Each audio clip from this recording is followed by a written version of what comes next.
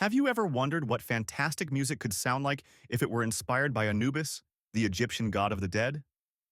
By building freely on associations and impressions that spontaneously emerge, and then as a composer refining and developing them further, so much can be achieved, more than one might expect at the outset.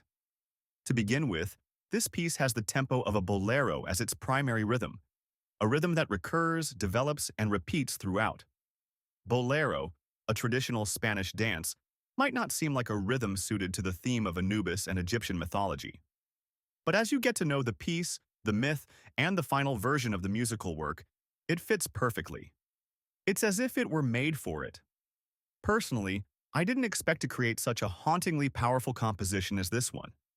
I've been composing for many years, and creating a piece of music is always a challenge, but not an overwhelming one.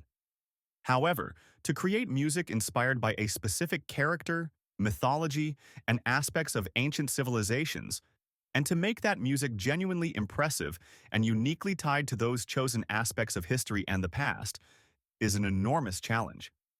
When it comes to Egyptian history and mythology, so much is fascinating.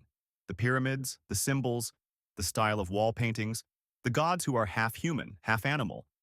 But when, after some research, I discovered the epic story of the journey of the dead and the events that follow, the limits of imagination in creating new associative themes, solos, embellishments, motifs, and rhythms became endless.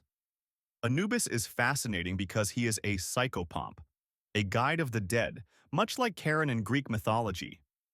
Anubis is not the ruler of the dead. He is simply tasked with ensuring that every deceased soul reaches the place of judgment. And there, the situation gets complicated. 42 judges, 42 negative confessions in which the deceased must declare their innocence before semi-divine beings, proving they were virtuous in life. Even the heart can be magically compelled to testify against the deceased in Egyptian mythology. And yet, the harshness of the final verdict is never understated.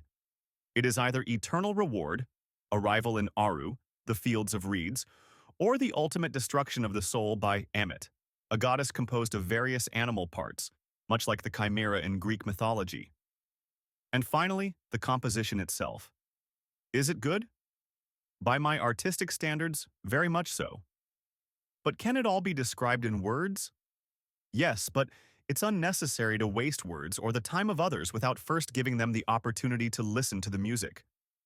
After all, why explain and detail a composition that someone hasn't heard, won't hear, or if they do listen, won't want to think about at all? Because if it's good, there's a greater chance people will want to think about it, explain it, and analyze it. That's why I'll simply say this: listen and judge for yourselves.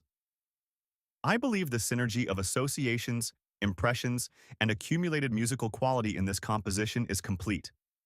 The adaptation of Anubis and Egyptian mythology in musical form has been entirely successful. Thank you for watching this video.